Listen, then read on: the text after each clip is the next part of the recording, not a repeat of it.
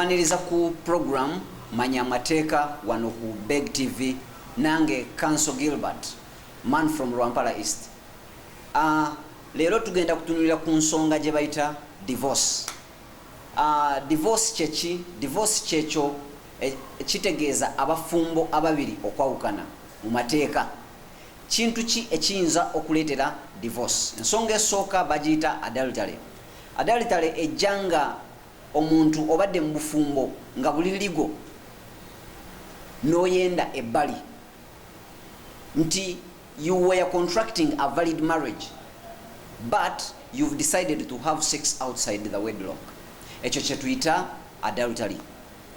So ensonga eyo eyinza okuleetera abafumbo okwawukana. Ensonga ey'okubiri ensonga gye tuyita cruelty.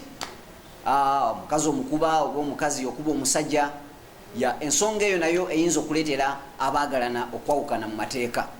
Ensonga ey'okusatu bagiyita desertion. Tuzirabye enfunda eziwera omusajja n'alekawo omukyala n'abaana mu maka n'addukira mu America. Ekyo kye tuyita desertion, nti obuze tebamanyi wa gy'oli, family ogireseewo. Neyo ensonga eyinza okuleetera abaagalana ababiri okwawukana.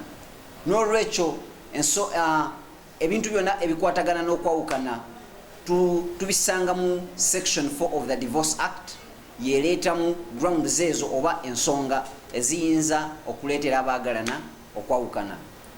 Obadde mulabe mulungi, tulabagane olunaku oluddako nange Counsel Gilbert okuleetera programu yo Manya Amateeka wano ku BBEG TV.